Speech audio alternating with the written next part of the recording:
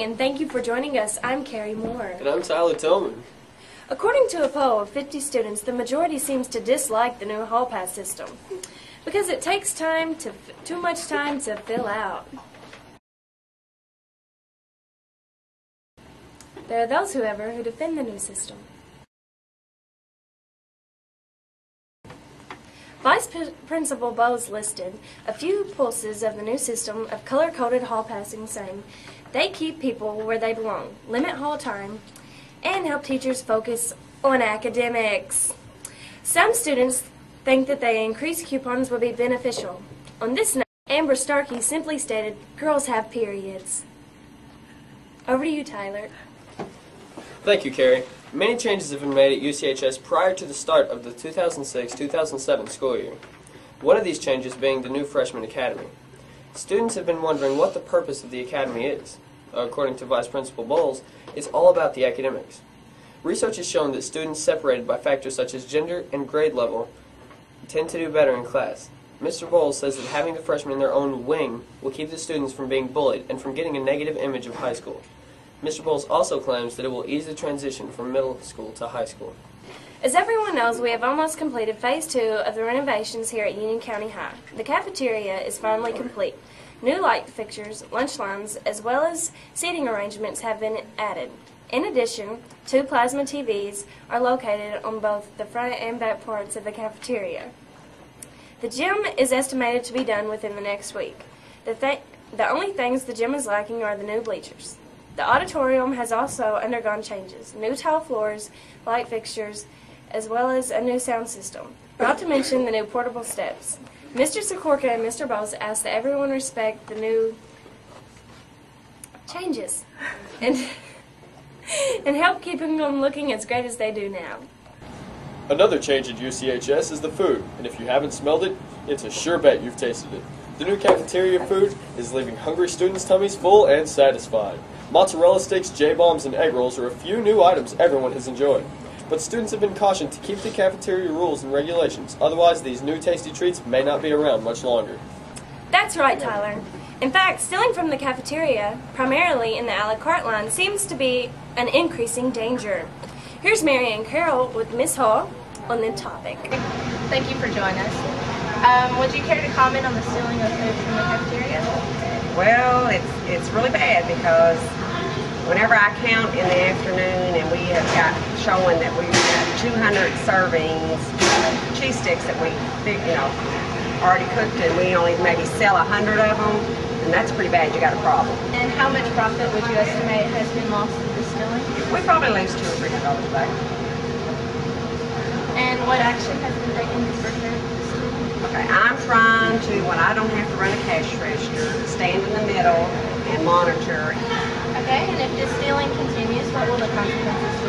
We will probably, if we keep taking a loss, that we'll just have regular lunch. We won't get to have all these extra things. Last comments?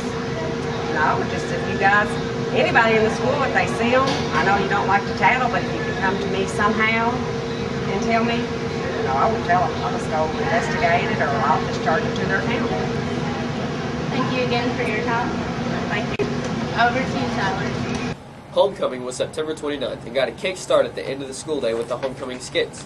The theme this year was patriotism, and each class showed great enthusiasm. Here's Amanda with footage of the skits. Each class's skits were met with enthusiasm and cheers. Uncle Sam, Lady Liberty, and an eagle all made appearances, not to mention other American figures such as Bill Clinton, a fireman, and Muhammad Ali. In the end, the rankings came as follows. Fourth place to the freshmen, juniors in third, sophomores in second place, and the senior class of 2007 bringing home the gold. Congratulations to each class, and back to you in the newsroom. Those skits were very well done. Thank you, Amanda. Along with the homecoming skits, school spirit has displayed in the holding of the homecoming court. After casting votes, the student body was anxious to see the new homecoming queen.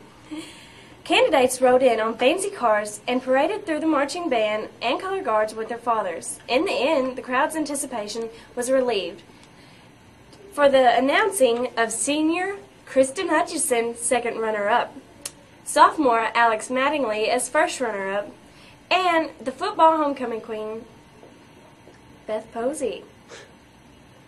After the game, students got their groove on, their groove thing, at the homecoming dance where everyone had a good time.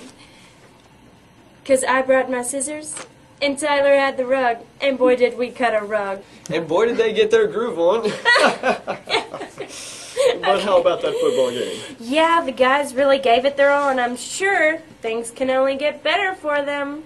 Definitely. In fact, I think this would be a good time to check with Kristen Drage with our sports update on the homecoming game. Kristen? I couldn't agree more. The season isn't over yet, and I'm sure the boys have got it in them to win big.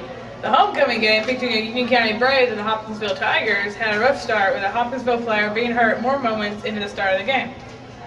In the first quarter, the Tigers scored on a 40-yard punt return by Chris Thomas, but missed the extra point and led only 6-0.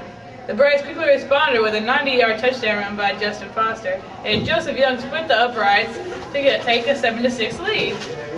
Hopkinsville quickly into the thought of an upset with a 53-yard pass converted and took a 14-7 lead.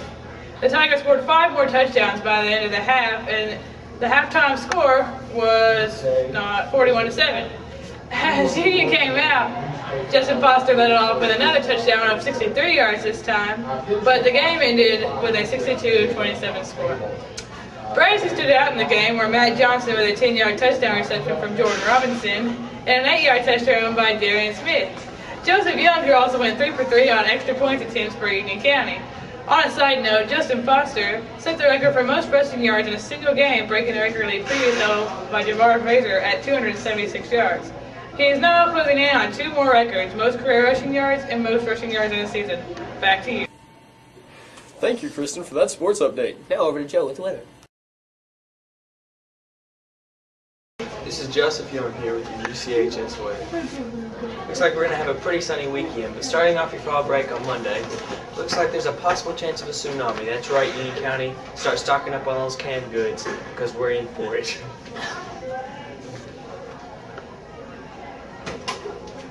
And that's all for your weather for this week. Well, that's all the news we have for you today. Yeah. Thanks for joining us. See you again next time.